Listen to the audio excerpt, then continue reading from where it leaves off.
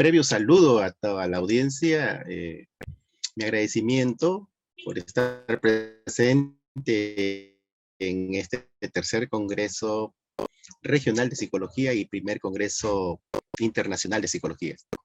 Sobre todo con un tema tan importante porque ha motivado en los últimos tiempos una serie de investigaciones, ¿no? Hay mejores avances para el tratamiento de estos niños con trastorno del espectro autista, bien porque ha originado unas controversias acerca del diagnóstico propiamente dicho. Hay posiciones que incluso niegan la condición de diagnóstico. Y creo que tienen razón frente a un cuadro que, a pesar de que tiene sus criterios para tal determinación, se están haciendo las preguntas quienes investigan estos casos de que cómo puede haber niños que teniendo un lenguaje tan florido, otros no lo tienen o es muy inmaduro. Y en el caso de la inteligencia, hay niños que teniendo, ¿no?, retrasos significativos, a veces muy severos, otros niños, al contrario, destacan en este recurso intelectual. Otros niños que se adecúan muy bien a las situaciones de hogar, ¿no?, y otros que perturban significativamente esta situación. Entonces sí que es una controversia porque se duda incluso de que se asuma, ¿no?, esta situación como un diagnóstico y lo están considerando un estado psicológico, de lo cual una gran mayoría de investigadores lo están considerando así, un estado psicológico. Bien.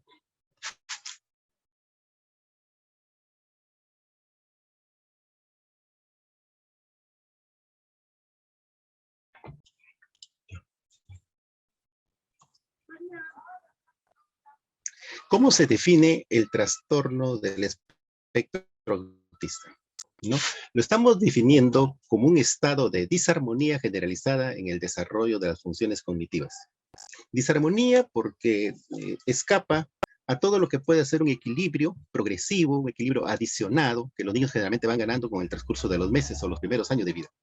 En este caso, estos niños tienen el desarrollo de las funciones cognitivas con toda una completa disarmonía, una alteración, una significativa carencia de los elementos primigenios de lo que significan los aprendizajes en la infancia, ¿no? Esto está excepto independiente de la condición intelectual, ¿no? El cociente intelectual está muy aparte, es el niño quien se enfrenta a un mundo, ¿no?, y que en base a esa capacidad intelectual que le puede conectar con él, pues genera una contrariedad, una disarmonía. En estos casos, los niños presentan dificultades cualitativas, son significativas dificultades principalmente para el lenguaje.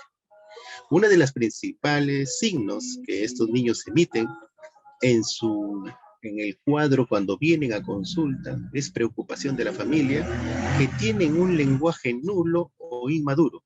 Generalmente, ese proceso de adquisición del lenguaje que gradualmente se va estableciendo en los niños, alrededor de los 10 a 14 meses, generalmente es alterado o es nulo, ¿no? También se informa de una comunicación social, ¿no?, muy restringido y repetitivo, ¿no? Eso nos da a entender de que el niño hace muchos comportamientos, ¿no?, a veces repetitivos y vanos, y en otro muy restringido. Hacen una situación de alejamiento, ¿no? Los estudiosos refieren de que es como que si se perdiera en el bosque, el niño no habla, el niño se aleja, no se expresa emocionalmente y genera en ello una gran preocupación familiar.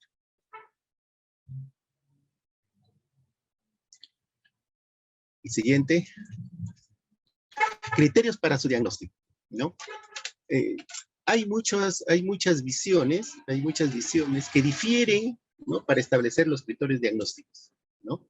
Inicialmente fueron 4 las grandes áreas que se definen para que por lo menos tengamos una aproximación a este cuadro que hoy nos convoca. el primer criterio es el trastorno de la comunicación verbal y no verbal.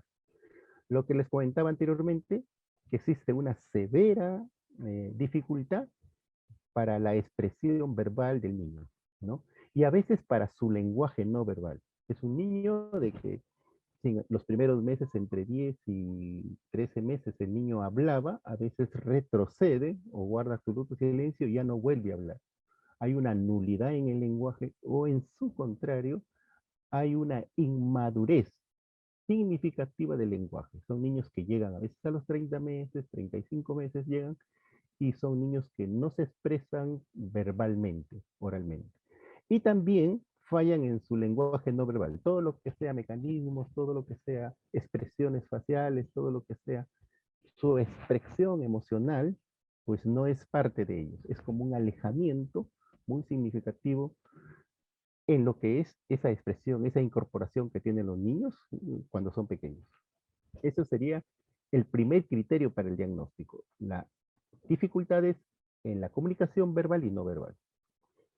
Otra de las condiciones, ¿no?, que nos acerca para hacer un diagnóstico presuntivo de este cuadro viene a ser la inafectividad. Son niños que no demuestran afecto, tanto para recibirlo, ¿no? Generalmente los padres, los hermanos están muy, muy deseosos de comunicarse, de canalizar todo un sistema afectivo y el niño lo rechaza o simplemente no los toma en cuenta. Como también para expresarlo. Son niños que no expresan ese acercamiento afectivo y que a veces el mundo adulto no les importa. En el común de los casos, ¿no?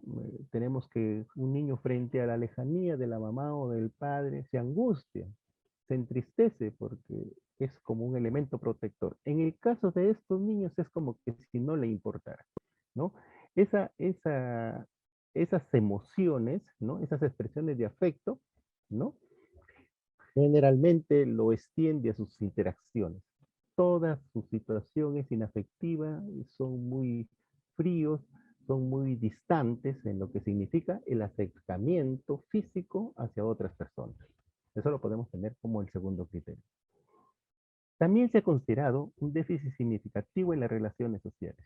Aquí sí es importante aclarar de que desde los primeros meses el niño socializa, ¿no? Con el acercamiento y la fijación de las miradas, con la extensión de sus manitos hacia los elementos protectores, o con ese improntus que tienen los infantes de acercarse a otras personas, ¿no? Es parte de su sociabilidad que va en crecimiento, ¿no? Pero en estos niños no se ajusta a los diferentes contextos sociales. Son niños que difieren, son niños que se alejan, son niños que de alguna manera no contactan socialmente con las personas, ¿no? Hay una ausencia de intereses tanto para las cosas, para los objetos, como para las personas. De ahí que se les ve a los niños muy solitarios, niños muy aislados, y cuando ellos a veces hacen el esfuerzo de integrarse o hacen el esfuerzo de acercamiento hacia otras personas, ¿no? A veces no entienden el global de las acciones y prefieren hacer otras actividades, aunque estén cercanas de las otras personas. No conectan ese espíritu social que generalmente es parte de esta humanidad.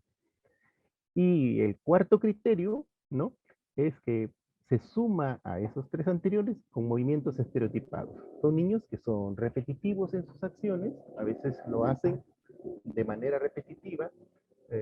Son niños que en el transcurso del día suelen hacer 1 a 4 acciones que la repiten, como el caso de caminar en línea recta, girar en círculo, dar la vuelta sobre su eje, a veces sacudir las manitos. Son partes que lo repiten de una manera, ¿no? Es como que si tuvieran una alineación, ¿no? Alinean los juguetes también, ¿no? Disponen los juguetes en fila, y eso solamente se ve en estos casos de los niños que están tratando de, aunque sea simular un juego muy solitario, ¿no? Y encadenan como un trencito sus juguetes en juego. También tienen resistencias al cambio, son niños que se resisten a cambiar, son niños que no toleran los cambios, ¿no? Y de alguna manera repiten las cosas muy continuamente, y también en algunos muestran ecolalias, ¿no? Simplemente reciben la información verbal de una persona y se inclinan por repetirla.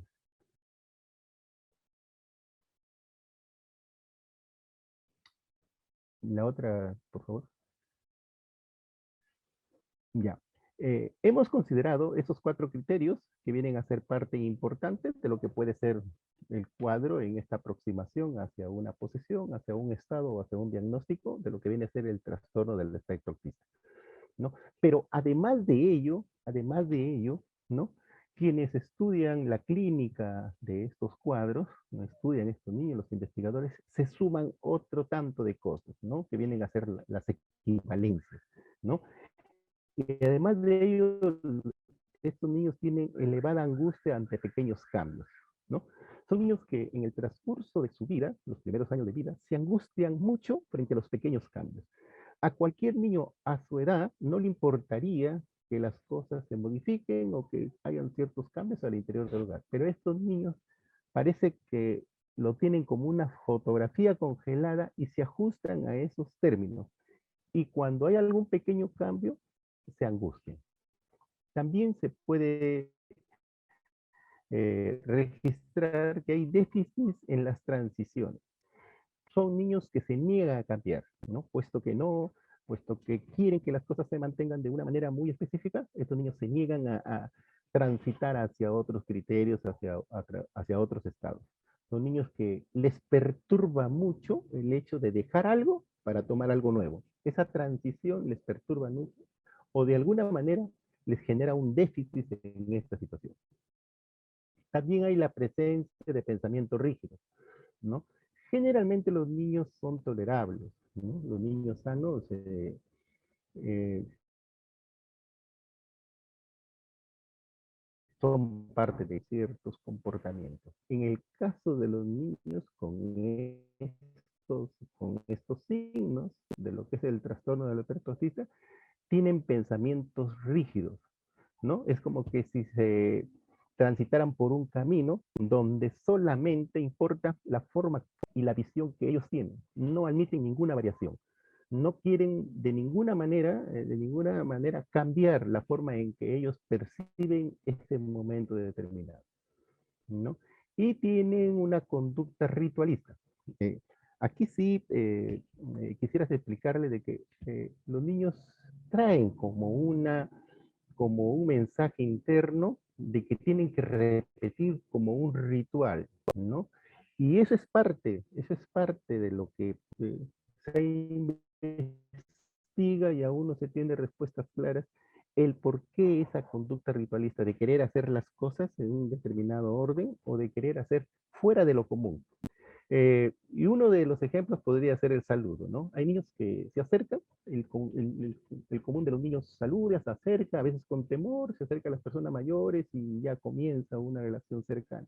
En el caso de esos niños, a veces suelen hacerlo eh, eh, intrigados por alguna prenda del visitante, por ejemplo. Puede ser la correa o los zapatos. En oportunidades, los niños huelen y hasta prueban algún objeto que trae la persona. Ese ritual es como un mensaje interno que traen los niños y que todavía es sujeto a estudios, porque lo podemos mencionar, ¿no? Como una situación presente en estos niños, pero todavía tenemos que admitirlo que es como que si fuera una lectura de una carga muy personal que traen los niños a esta etapa de su vida. También hay necesidad de repetir lo aprendido, ¿no? Frente además de los criterios que tiene el niño como base para acercarnos a este diagnóstico, ellos se encargan de repetir lo aprendido. Si el niño lo aprende de tal o cual manera, generalmente lo repite exactamente como lo aprendió. Es como que si fuese un modelo invariable, ¿no? Y esa rigidez que lo está manifestando a lo largo de otros comportamientos, lo hace generalmente en los aprendizajes. En los aprendizajes académicos lo hace con tal exactitud de que no hay posibilidades de cambio, ¿no? Eh, hay en algunos niños, en una gran mayoría de niños, tienen un vínculo elevado y una gran preocupación principalmente hacia los objetos inusuales.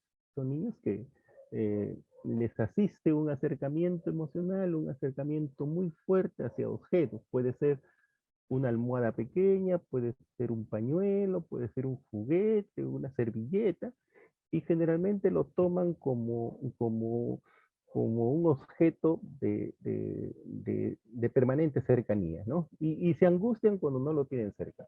A veces lo agitan, ¿no? A veces lo manipulan, pero se afianzan en un objeto, ¿no? Que es inusual para los demás niños, ¿no? Hay niños de que pueden jugar y tener un juguete diverso, pero estos niños solamente tienen preferencia por un determinado objeto. Y también, ¿no? Además de estos criterios, tenemos que reconocer que en algunos niños les fascinan las luces o los movimientos. Son niños que les cautiva, ¿no? Las luces, las cosas brillantes, ellos les tienen un acercamiento, una observación, ¿no? Es como una fijación frente a ese estímulo. O también los movimientos, ¿no? El caso del ventilador, a niños que se ensimisman mucho en la observación de estos movimientos del ventilador y que generalmente difiere de lo que pueda tener otros niños a esa misma edad. Cambio, por favor. Ya. ¿Qué se está haciendo? Porque el tema que estamos tratando ahora es cómo nosotros vemos, el trastorno del espectro autista y de qué manera se está tratando, ¿no? ¿Qué, qué está pasando con los servicios de intervención temprana, ¿no? Sí, hay diferentes profesionales, ¿no? Que toman áreas específicas para abordar, para aliviar en algo el comportamiento de los niños que es bastante severo, ¿no? Hay diferentes investigadores que muestran que la intervención tiene que ser temprana, quiere decir desde el nacimiento hasta los 3 años, ¿no? Se dice que en esta etapa es donde se observa, ¿no? Donde se deduce qué cosas están afectando el comportamiento del niño y esta intervención temprana es precisamente para ello, para generar en los niños, ¿no? Algunos cambios que pueda ser productivo en el transcurso de los siguientes meses, ¿no? Ustedes saben de que el desarrollo es siempre ascendente, ¿no? Los niños que a veces balbucean, los niños que comienzan con sus monosílabos y terminan hablando. Pues precisamente esta intervención temprana es para ello, ¿no? Rollos, por ejemplo, en el habla, ¿no? O en el caminar, ¿no?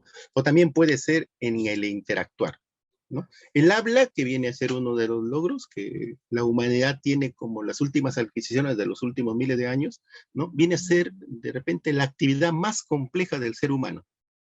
Lo que antes se pensaba que era la deambulación, cuando el hombre se ponía de pie o el bebé se ponía de pie para que pueda caminar, ¿no? Y eso lo consideraban como la condición más extrema, lo más evolucionado, lo más complejo que podía ser el humano, porque ponía en marcha más de 100 músculos.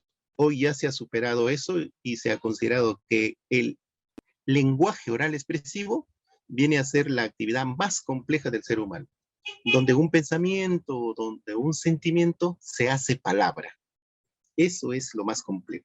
Bueno, estos servicios de intervención temprana, ¿no? No se encaminan para que estos procesos se den. El hablar, el caminar o el interactuar. En estos niños es básico, porque de alguna manera eso viene a ser las grandes dificultades que muestran los padres, que sus niños pues se encuentran trabados, se encuentran limitados en esta situación, ¿no? Se puede sumar a esta fase de intervención temprana, se puede sumar como el entrenamiento auditivo. Ahora sí tenemos especialistas, ¿no? Que solamente pueden ser específicamente un entrenamiento auditivo. Se les reconoce que estos niños tienen una gran sensibilidad auditiva, ¿no? Son muy sensibles para las condiciones auditivas. Entonces, ese entrenamiento auditivo de alguna manera les facilita las condiciones más apropiadas para que los niños no puedan tener ninguna alteración. Es propio de los niños que se tapan sus oídos, ¿no? O les perturba los ruidos de la licuadora, del taladro, de cualquier cosa, y eso necesita una orientación especializada. También en la intervención temprana se ha considerado que la comunicación facilitada, o sea, Si hay especialistas que pueden despertar los procesos de comunicación, como el interés o la motivación que puedan tener los niños, y eso de manera gradual, yo creo que esto es una gran ayuda porque puesto que son niños que muy severamente está recortado esa comunicación, una comunicación en términos generales, de habla, de acercamiento, de demostración de afecto, entonces sí hay personal profesional que se encarga de canalizar, de viabilizar toda esta situación y les genera una comunicación facilitada. La musicoterapia se ha incorporado porque hay estudios bastante modernos que dicen de que las condiciones o las notas musicales inciden positivamente en los criterios de aprendizaje, ¿no? Así como en otras oportunidades, a veces el color, ¿no? El color de los ambientes en que se desarrolla el niño influye en las emociones. Sí hay estudios muy bien llevados de que dice que la música determina condiciones positivas para superar o mejora las condiciones de adquisición de algunos recursos que van a facilitar la mejor adaptación de estos niños. También la terapia ocupacional, donde se registra el análisis, la medición y la superación de algunas dificultades físicas, ¿no? La terapia ocupacional nos vuelca a que estos profesionales puedan orientar, puedan dar un soporte en la adquisición de las mejores destrezas físicas, de superar cualquier situación de posición o de dificultad en la función de algún músculo u órgano para que estos niños puedan de alguna manera adaptarse de la mejor forma posible. La fisioterapia de igual manera, ¿no? Es la oportunidad en que funcionalmente los niños se vuelcan hacia mejorar sus recursos teniendo de la mejor expresión todo lo que pueda ser una fortaleza de su organismo. Puesto que tienen piernas, pues le van a dar movimiento a esas piernas y le van a dar destreza a esas piernas. Si tienen manos, pues le van a dar mucha destreza y afinidad a esas manos, ¿no? Y todo lo que puede hacer sus sentidos también le va a generar toda una situación de equilibrio para adquirir todo lo mejor de sus conocimientos. Y la integración sensorial, ¿no? Hay especialistas que de alguna manera miden, ¿no? Todo lo que es la integración sensorial, tanto vista, olfato, gusto y tacto y oído, para que el niño tenga las mejores condiciones de poder recepcionar al mundo, de poder interrelacionarse con el mundo y generar con ello pasos y generar base para que sus comportamientos sean saludables. La siguiente, por favor. Ya. Hay múltiples orientaciones y teorías, ¿no? Que abarcan todo lo que es el tratamiento de las dificultades que se tienen con este diagnóstico, ¿no? Una de ellas viene a ser el análisis conductual aplicado, ¿no? O la ABA, ¿no? Esta orientación fomenta el comportamiento positivo, ¿no? Es todo un sistema que se levanta en busca de los mejores progresos de estos niños, fomentando el comportamiento positivo. Desalienta las actitudes negativas, pues los niños generalmente con estos diagnósticos hacen conductas que no corresponden, que son prohibitivas, y este análisis conductual hace un análisis para alentar lo positivo y desalentar lo negativo, ¿no? Con esta forma de orientación, generalmente se gana destrezas, ¿no? El niño comienza a ganar competencias, ¿no? Y se hace mediciones continuas de manera seriada y se ven las diferencias que se va adquiriendo y cómo el niño va ganando un progreso. En este análisis conductual se toma como base todos los criterios de lo que es aprendizaje, ¿no? Eso de estímulo, organismo, respuesta, esa es la dirección que toma este análisis, ¿no? Pero una de las grandes dificultades que yo me atrevo a discutir acerca de esta intervención es de que lo hacen siempre en ambientes escolarizados, ¿no? Y como ustedes saben, el ambiente escolarizado viene a ser una pequeña parte de lo que viene a ser el conjunto, ¿no?, de condiciones en que un niño se desarrolla. Si bien es cierto de que hoy día la escuela casi toma, ¿no?, un tercio de la vida activa de un niño, ¿no?, pero no es todo, ¿no? El niño es familia, el niño es sociedad, el niño son otras condiciones. Y por eso este análisis de alguna manera se queda, ¿no? Se queda en parte porque no se extiende a otras situaciones. El siguiente, por favor. Ya.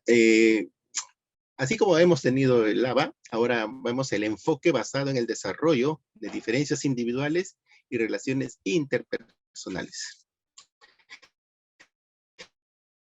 Este enfoque se centra en el desarrollo emocional y tenía que ser que alguien se dedique, alguien se oriente a esto, porque uno de los grandes impedimentos que tienen estos niños son sus expresiones emocionales, ¿no? Cómo son sus sentimientos y cómo son sus relaciones con la familia. Pues este enfoque ve eso, ¿no? Hay especialistas que, tomando en cuenta todo lo que son las emociones, canalizan las mejores expresiones de afecto para los suyos, para los hermanos, para los padres, para los amigos, para la sociedad. Entonces sí hay toda una orientación, ¿no?, que conduce a que estos niños sean entrenados en la expresión de sus emociones, ¿no? En estos casos se centra en los niños, se contacta, ¿no? Se contacta generalmente valorando los sentidos, ¿no? Eh, eh, el óptico, el auditivo y el olfatorio, ¿no? Es casi la puerta de entrada para tener cualquier estímulo que pueda generar maduración en nuestro desarrollo. Entonces, en base a esos sentidos, los especialistas contactan esto para generar que a partir de allí el niño pueda expresar y canalizar sus emociones. Este también está muy focalizado, muy focalizado. Solamente tiene como meta la expresión emocional en base a esa sensibilidad que se tiene a través de los sentidos. El siguiente, por favor. También hay un tratamiento en educación en niños con autismo y discapacidades de la comunicación, ¿no? Como inicié esta ponencia diciendo que existe una gran preocupación, ¿no?, en el abordar este tipo de niños por las grandes dificultades que presenta, pues hay una especialidad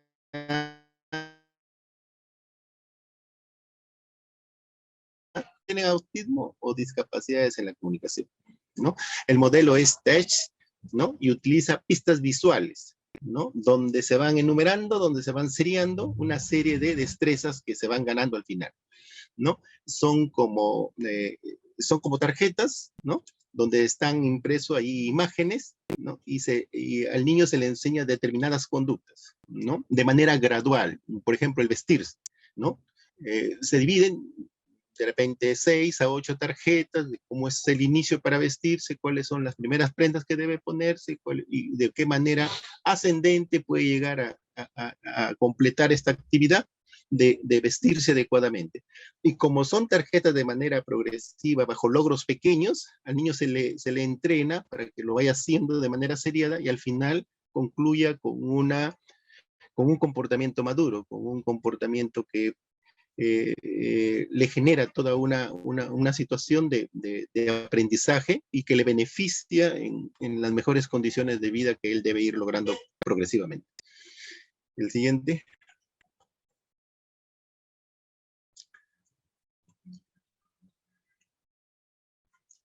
Ya.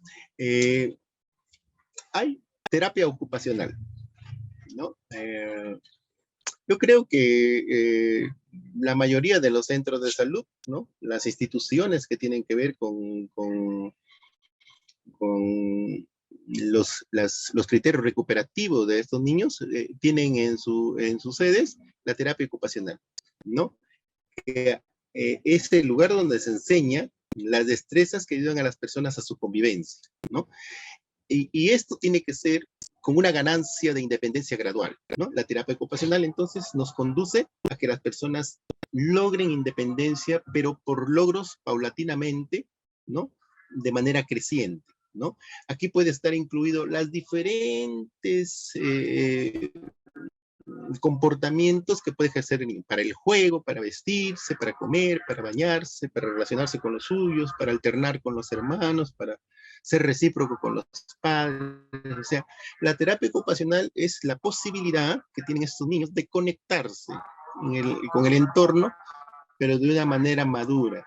Y para esto se parte de situaciones bastante iniciales y de manera gradual hacia tener un logro conveniente.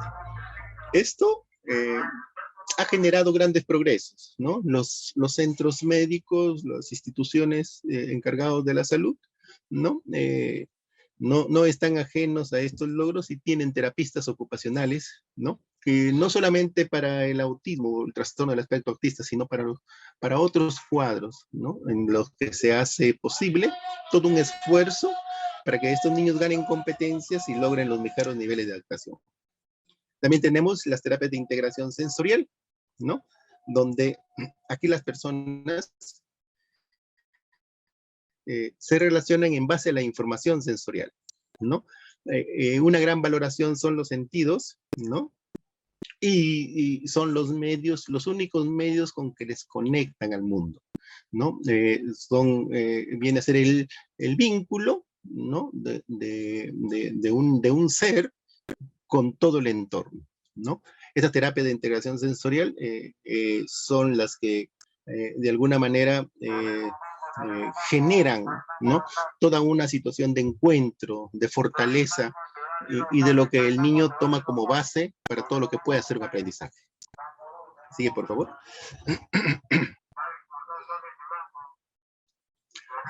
La terapia del habla, ¿no? Puesto que uno de los principales criterios para este diagnóstico es las dificultades en el lenguaje oral expresivo, ¿no? Y creo que es lo que primero se dan cuenta los padres de que ese progreso en el habla no existe, pues ahora existe una terapia del habla, los que aborda tratando de superar esta situación, ¿no? Con esta intervención se mejora las destrezas de la comunicación, principalmente verbal, ¿no? Los niños que olvidaron su lenguaje o los niños que nunca hablaron, ¿no? Son los que a partir de ahí se les genera, ¿no? Esta gran fortaleza que tiene la humanidad de poderse comunicar verbalmente con los suyos.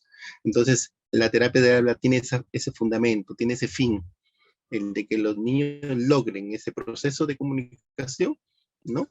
Y que de alguna manera se integren a la sociedad. Lo que quiere es que la sociedad, esos niños vengan hacia ella. No los podemos dejar en su mundo. Tenemos que hacerlos similares a ellos, ¿no? Y para esto se utiliza gestos. En la terapia de habla hay toda una escuela de gestos, procedimientos gestuales o paneles, ¿no? Es muy común tener paneles donde existe una figura significativa y una asociación con sonidos y comienzan a aparecer todo lo que puede ser un bagaje de lo que los terapistas se lo ponen como meta. Entonces, estos niños sí no están desamparados en esta carencia, ¿no? Existen terapistas, ¿no? Terapistas de lenguaje que establecen estas situaciones y que dan saltos en sus adquisiciones. También tenemos sistemas de comunicación, intercambio por imágenes, ¿no? Y que se le llama el PET, ¿no? Aquí se ha tratado de elaborar, estos ya son procesos mucho más finos, se elaboran dibujos, ¿no? Para enseñar destrezas de comunicación, ¿no? Los encargados de estos logros, los encargados diseñan unas tarjetas, ¿no? Dibujos o símbolos, ¿no? Y que los niños de alguna manera entienden como los caminitos para recorrer, ¿no? Y lo hacen como una presentación. Y a partir de allí generan conversaciones. O sea, basta una imagen o basta un símbolo. Estos especialistas motivan a los niños para que a partir de ahí despierten ese proceso de comunicación. Esos procesos de comunicación que en algunas oportunidades, ya se sabe, los niños los tiene allí como adormecidos, le generan una pulsión para que afloren en todo lo que significa la comunicación verbal o comunicación no verbal. Entonces, este sistema de comunicación, por tarjetas o paneles, es el ente motivador que hace que los niños, de alguna manera, se conecten con el mundo. Bien, eso es lo que, en términos generales, se tiene como un aporte de todos los estudios, de todos los avances que en este momento están recibiendo los niños con trastorno del espectro autista. En nuestra realidad tenemos también nuestros logros, ¿no? Acá se está trabajando, principalmente en el Hospital de Niño, con programas de asistencia psicológica personalizada. Significa de que el niño es parte de una consulta y de una evaluación. Cuando el niño es evaluado, puede ser con las destrezas que pueda demostrar en una situación de consulta o con la información que nos puedan dar los padres, ¿no? El niño es evaluado y se le ubica en un determinado estatus. A partir de allí, ¿no? Se le puede ir generando unas conductas, ¿no? Muy complicadas ascendentemente, ¿no? Y de alguna manera se le va adicionando un programita que se le hace un entrenamiento para la madre para que lo pueda desarrollar. Esto tiene gran éxito, porque ¿quién es responsable de estar cercano al niño? Es la mamá, ¿no? La mamá recibe un entrenamiento donde se le especifica los logros que va a tener a través de ese comportamiento y cómo se va a encadenar con el resto de comportamientos. Entonces, ¿por qué el éxito de esto? Porque la mamá, yo creo que es el elemento decisivo en esto, se convierte en el coterapeuta y que lo hace de una manera exacta, tal como se le pide, ¿no? Cualquier logro que tenga el niño es gracias a la mamá, el esmero, el amor, la voluntad y el esfuerzo que le pone y que hace que genere un gran cambio que muchas veces no se tiene en los ambientes hospitalarios. Entonces, estos programas sí tienen una viabilidad muy importante, porque son niños que han estado enajenados de todo lo que puede ser estímulo, de todo puede ser interés, de todo lo que puede ser, porque ese es su mundo en que estaban. Pero si existe una persona que les motiva, una persona que les canaliza hacia aprendizajes, hacia la estimulación de sus recursos, y yo creo que hacen un despertar para todo lo que tienen que hacer sus recursos adquisitivos para su buena adecuación en la vida. Entonces, estos programas existen, ¿no? Hoy en día se están dando en los hospitales, ¿no? Yo trabajo en el Hospital de Niño, estoy a cargo de que se puedan canalizar estos esfuerzos y estamos teniendo excelentes resultados.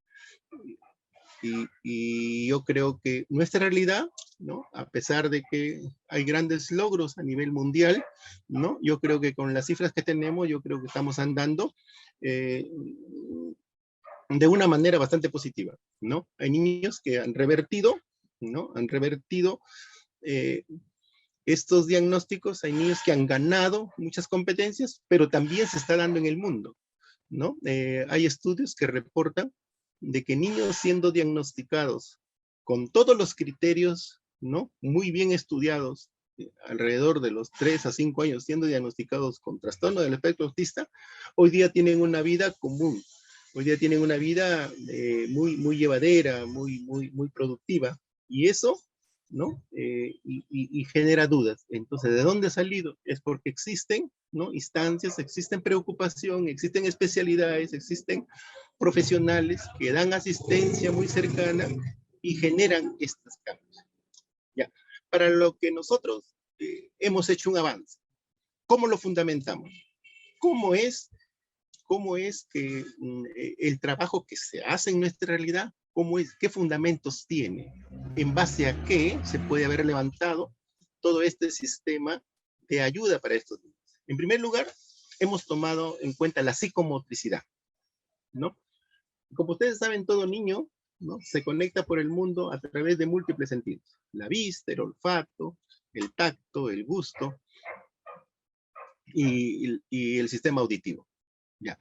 Pero dentro de todos esos sentidos, el que más aporta a nuestra cognición, el que más aporta a nuestro coeficiente intelectual es el tacto, es la mano. La psicomotricidad fina. Él es el que aporta de tal manera que quienes estudian estas proyecciones aseguran que están bordeando el 43% todas las destrezas que se gana, todos los estímulos que se gana con la manita. Si nosotros hacemos, ¿no?, una visión retrospectiva, sabemos que la humanidad ganó ese desarrollo filogenéticamente por la utilización de las manos. O sea, hace miles de años el hombre no tenía esa destreza de tomar la rama, de tomar la piedra, pero en algún determinado momento lo hizo. Y eso hizo de que haya un crecimiento frontal y la masa encefálica creciera. Y con ello su coeficiente intelectual. Si eso se hizo a través de miles de años, ¿por qué no se puede hacer un cambio pero ontogenéticamente? Ya no esperar las generaciones de generaciones, que ya lo tenemos, sino desde el que el niño nace o presenta estos primeros signos. Entonces sí era posible eso. Entonces se comienza a dar destreza, se comienza a dar de alguna manera ejercicios o actividades que tengan que ver con la motricidad fina, y el niño comienza a estimularse y a ganar capacidades que antes las tenía o dormidas o las tenía olvidadas. Entonces, la primera fundamentación para el éxito de estos programas es que le damos un gran sentido a la psicomotricidad. Esa ganancia ontogenética, ¿no?, que les explicaba, está demostrado ahora que sí lo podemos hacer al interior de la vida de un niño, en los primeros meses de su vida. A ello se le agrega también el grafismo, ¿no? Parte de nuestros logros, parte de lo que tenemos acá, solamente son símbolos, ¿no? En la inteligencia no tenemos nada grabado en nuestro cerebrito, o tallado, o allí burilado, no tenemos nada, solamente son símbolos, es lo que se llama pensamiento simbólico. Mientras más símbolos tengamos como registro cerebral, nos pondrá en mejores condiciones de aprendizaje y de adaptación. Por eso es que los pueblos de Japón y China son dos pueblos que tienen el mayor contenido de símbolos para su escritura o para su numerología, es que ganan hasta 5 puntos superiores al promedio de la inteligencia mundial. Son dos pueblos, solamente por tener el mayor uso de símbolos. Otra vez queda demostrado de que la experiencia que nos da la humanidad lo podemos aplicar para el tratamiento de esos niños. Se me ocurrió a mí unir estas dos teorías. El desarrollo ontogenético, el desarrollo filogenético lo hacemos ontogenético, y la aplicación del mayor número de símbolos lo hacemos como prioridad.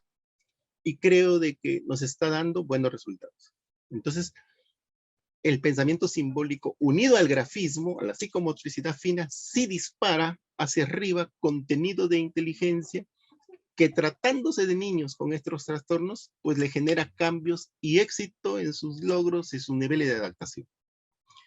Privan era un investigador que en el año 70 demostró la imposibilidad de usar símbolos, ¿no?, si había dificultades en las áreas cognitivas. O sea, él aceptaba de que donde existen dificultades en las áreas cognitivas, ¿no?, hay una imposibilidad de usar signos o usar símbolos. Pero a la insistencia, a la imposición de la simbología, quiebra esa relación y le genera una explosión en los conocimientos, ¿no? Y también no podemos olvidar esa gran simbiosis que tiene la madre y el niño. Eso no se puede alterar. Si nuestras primeras lecturas, ¿no?, si nuestros primeros básicos comportamentales, nuestros primeros logros están asociados a la gran figura que todos nos antecede, que es la madre, yo creo que si viniera una indicación, si viniera un comportamiento de aprendizaje, si viniera un camino a seguir y lo enseña la mamá, pues eso es fundamentalmente importante. Entonces, yo considero que esa simbiosis madre-niño, y que de alguna manera y que de alguna manera es importante, yo creo que eso no debería de demorarse, debería estar permanentemente en nuestra vida. El que sigue, por favor. Doctor Segundo, disculpe la interrupción, nos quedan 4 minutos para que termine la ponencia. Correcto. En esta nueva intervención, ¿no? Hay que estimular la motricidad fina. Se está demostrando de que las actividades que tengan como base la oposición del dedo es importante. La oposición del dedo pulgar hacia la mano es muy importante. La actividad psicomotriz de dificultad creciente, lo que les explicaba, todas las actividades tienen que tener hacia arriba dificultad creciente y utilizar la mano para diferentes propósitos. Estos niños tienen que recibir, entregar, barajear, arrugar, jalar, arrojar, cualquier actividad que tenga de utilidad la mano. Estimular el pensamiento simbólico se puede dar como la reproducción de figuras geométricas, ¿no? Estamos teniendo nosotros un banco de figuras geométricas y que le generan una serie de logros, ¿no? La evaluación de trazos secuenciales, hay una modalidad de trazos secuenciales de que el niño lo puede reproducir y eso le genera dispararse con cosas nuevas, y la evaluación y reproducción de diversos símbolos. Los símbolos que viene a ser lo único que tenemos en nuestra cabecita, lo único que nos puede demostrar que hemos aprendido. Eso es parte de nuestras adquisiciones. Lo que sigue. Son condiciones necesarias para el desarrollo de estos programas, es de que la madre se convierte en una coterapeuta e interviene directamente en el soporte de estos logros. Él establece el establecimiento de un horario estable. Para la realización de estos programas necesitamos un horario estable, que esto se dé en horas exactas, y eso tiene que ser invariable. Velar por las condiciones del sueño. El sueño viene a ser una actividad muy importante y que debe ser muy bien dirigida para generar un hábito en los niños. El niño que duerme mal está proscrito a que haga trastorno del comportamiento. Estos programas se están repitiendo 2 veces al día, ¿no? Tienen con una indicación clara, 2 veces al día, y tomar las notas de las variaciones que puedan tener para que estén en contacto con el terapeuta. Lo que sigue. Ya, esto lo he podido explicar a grandes rasgos. Yo creo que si tenemos tiempo de repente para algunas preguntitas, encantado de poder responder. Doctor Segundo, muchas gracias por la ponencia. A los asistentes, por favor, si desean realizar alguna consulta, lo pueden escribir por chat para leerlo.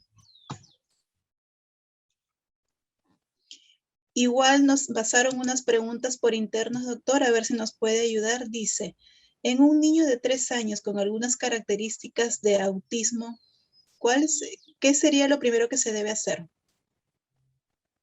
El niño reúne algunas características de autismo y es preocupación para los padres. Lo primero que se debe hacer es que el niño sea evaluado por un especialista, que puede ser psiquiatría o psicología, en algunos casos neurólogo, y sea evaluado. Cuando al niño se le evalúa sus capacidades y se le hace un formato que lo puede señalar como diferente al del grupo, ¿no? Se le puede estar ayudando desde ya. Un niño que tiene 3 años es alrededor de esa edad en que comienzan los primeros signos, y sería importante de que estos niños sean primeramente evaluados y luego darle un soporte que hoy día tiene excelentes ventajas. Perfecto. Tenemos acá una segunda pregunta. ¿Qué diferencias hay entre los diagnósticos de autismo y síndrome de Asperger? Ya, a pesar de que ambos diagnósticos están dentro de lo que es el trastorno generalizado del desarrollo, el autismo se diferencia por esos 4 criterios que yo he señalado, ¿no? En el síndrome de Asperger lo que se tiene es de que se tienen logros en el lenguaje oral expresivo. O sea, el niño puede mantener, ¿no? Conductas estereotipadas, puede mantener inafectividad, puede mantener el aspecto social disminuido, pero en el lenguaje oral expresivo tiene una gran madurez. Cuando el niño manteniendo todos esos signos, pero tiene muy buen lenguaje, se diagnostica síndrome de Asperger. Entiendo. Bueno, acá tenemos una tercera pregunta que fue derivada por interno. Dice, ¿es verdad que un niño con autismo puede llegar a realizar una vida de adulto productiva? Con seguridad sí, ¿no? Anteriormente había un panorama muy desalentador para los padres que tenían uno de estos niños, ¿no? Hoy en día, ¿no? Las ciencias han evolucionado, los especialistas se han actualizado, han hecho aportes muy importantes, y yo estoy seguro de que cuando hay una asistencia muy bien dirigida, yo creo que estamos apuntando a un adulto productivo. Sí, tenemos grandes logros, ¿no? Podemos decir de que el diagnóstico de trastorno del espectro autista se escribe con lápiz, debe de escribirse con lápiz, porque en algún momento lo tenemos que borrar, ¿no? Por los logros y todas las adquisiciones que tienen los niños, y asomarse a la normalidad. La única dificultad que en algunos casos lo arrastra o lo lleva es una dificultad social. Siempre en lo social hay una inmadurez, siempre en lo social hay algunas características un poquito significativas, pero solamente eso. Después, esos niños, convirtiéndose en adultos, pueden ser productivos, pueden ser profesionales incluso, y pueden tener una vida común y corriente. Perfecto, muchas gracias, doctor. ¿Alguna consulta adicional que nos quieran realizar? Ahí dice, ¿una evaluación de TEA puede ser diagnosticada categóricamente por un psicólogo o solo lo hace el psiquiatra? No, el psicólogo, si tiene claro los criterios para el diagnóstico, lo puede dar como un diagnóstico presuntivo. Sí lo puede hacer un psicólogo. El psiquiatra, que generalmente va primero al psiquiatra y luego lo deriva al psicólogo, porque ahí es donde recibe la mayor ayuda, se puede hacer una aproximación, pero el psicólogo, si enumera los 4 criterios, ahora se le ha aumentado un hito más, que puede ser que no disfruta del juego, ¿no? El niño no disfruta del juego, o si juega, lo hace de una manera mecánica, ¿no? Sin alegría. Entonces, si el psicólogo reúne estos criterios, pues puede estar apto para decir el diagnóstico presuntivo, que puede ser un trastorno del espectro autista. Perfecto. Bueno, ahí nos hacen un comentario. Dice, Messi es un ejemplo de superación relacionada al autismo. Desconocida. Sí se le veía en el aspecto social, ¿no? Hay personas que han escrito sobre la vida de este brillante jugador de fútbol y dicen de que en el aspecto social sí era muy parco, era poco participativo, era, si se quiere, solitario, pero cuando le ponían un balón ya Era un as. alteraba las tribunas. Pero no sé a ciencia cierta si fue diagnosticado con TEA, ¿no? Si fue así, bueno, es un ejemplo para decir de que, ¿no?